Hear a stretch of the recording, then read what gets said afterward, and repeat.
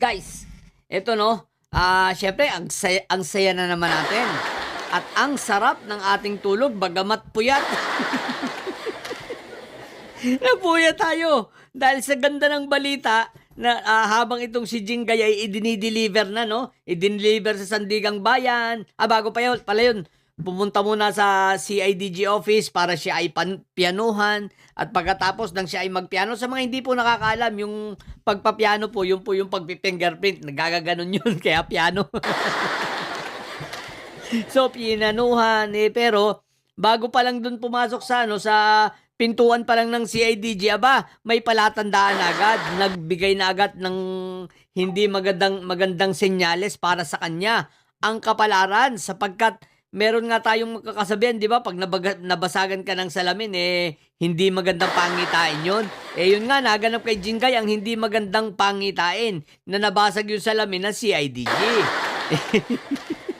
Natuluyan-tuloy siya magpiano. At pagkatapos nun, dineliver sa Sandigang Bayan. Ayun, pagkatapos, shoot! Shoot na! Doon sa Quezon City Jail, ang masaya ay si Agimat. Pero bago ang mga pangyayaring ito, guys, syempre, nagkaroon muna ng standoff between, pangalan nito, si Madam 10K. At si John Wick, no? Anyway, guys, dito sabi nga natin, di ba? Pag nagko-content tayo, give credit to where credit is due.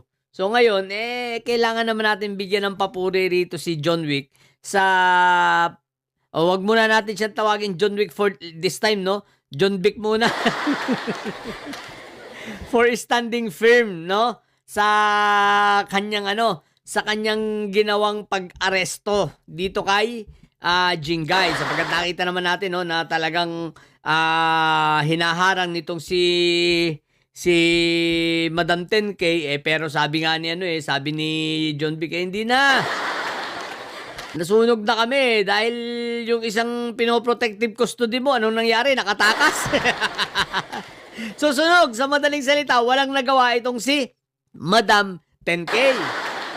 Pero guys, dito mga kababayan, ang katarantaduhan nitong majority 11 na lang sila ngayon, itong may sayad black. Dahil alam nilang sila ay wala nang kakwenta-kwenta, wala nang lakas, wala nang tibay. Ayun, ang ginawa nila, nakatulugan ko na lang, wala pa sila sa session, parang hindi na nga yata pumasok ng tuluyan. 'Di ba? At ano nangyari? Hindi talaga dumating sila sa session. What the heck? Andun yung ating andun yung Fantastic 11, pero yung mga may sayad black ay wala. Mukhang nabaliktad ang pangyayari, Bakit mga hindi nagpasukan at inuna pa talaga ang pagtatanggol dito kay Jinggay? Inuna pa na asikasuhin ang katarantaduhan nila at itong si Jinggay ang kanilang tinutukan. Teka lang. Wala na dyan ng mga oras na yun dapat, nung wala na dyan sa Senado si Jinggay, dapat nagsipasukan na kayo. Bakit? May mga trabaho kayong naiwan, Di ba? Nakakaya naman dito sa mga nandun pumunta sa Senado. Tulad ng mga athletes natin, na nag-a-apply ng citizenship. Nandoon, naghihintay. Meron yata rin mga general na for anong tawag dito? Para sa kanilang mga promotion, parang ganon. For confirmation, di ba ga? Walang dumating. At hindi lang yun, ang kapal ng mukha, mukhang inuulit ni Cayetano yung ginawa niya sa Kongreso, nung congressman pa siya, ayon sa Tweety Bird ni Attorney Jess Falsis. Mukhang pinatayan ng aircon yung Fantastic 11. Tapos ipapadlock? Di ba ganyan din ang ginawa niya nun sa Congress nung siya ang tawag dito, House Speaker. Ganyan-ganyan. Talagang gawain ni Cayetano, kulto talaga Kaya tulad ng sinabi ko sa content kong isa, itong kakultuhan nito ni Cayetano. Magising kayo, mga kapwa nito, mga kamiyembro nito sa kanyang fellowship. What the heck? So, yun. Sa madaling salita, John Wick, ipagpatuloy mo yan, ha? At least nakapuntos ka ngayon, pinapalakpakan ka namin. Pero hindi pa tapos dahil si Senator Espriquitic, malaya pa. At hindi pa nahuhulit, nananatiling nagtatago. Aba, doon, bumawi ka ng husto. Ngayon lang kita tinawag ulit John Wick, ha? Bukas John Wick, ha? Bukas John Wick na uli.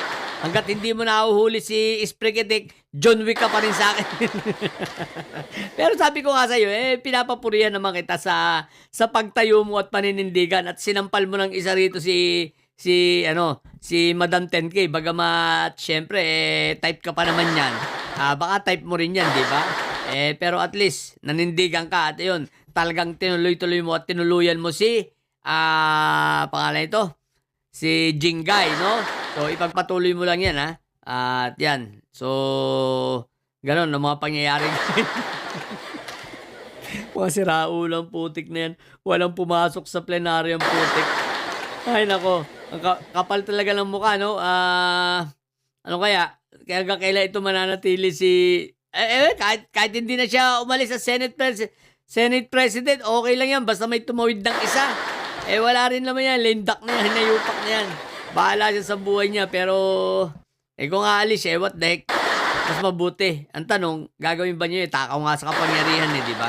Kumbaga, baliw na baliw. Basta sa power. Kulto, di ba? Kaya yung sinasamahan nitong fellowship, kung ano man yun, pag ito hindi nila tinanggal at pinabayaan nilang ganyan, malamang kulto na rin kayo. Kumukonsinti kayo sa mga taong ganyan na siraulo, no? Pare-pareho na kayong kulto, mga hinayupa kayo. So, again, kawawa naman yung mga umattend. Kawawa naman yung doon sa umattend na nandun sa Senado. Kawawa naman yung mga for confirmation. Kawawa naman itong mga athletes natin. Dahil lang nadamay dahil sa mga siraulong mga senador. So, yun lang muna. Sa mga bobong didilis at may saya dyan na nyo, ang tatay nyo ay preso, ang BP nyo ay bobo, puro kayo siraulo. Matili kayo mga bobo at may saya sa batang may saya. Lagi, hi!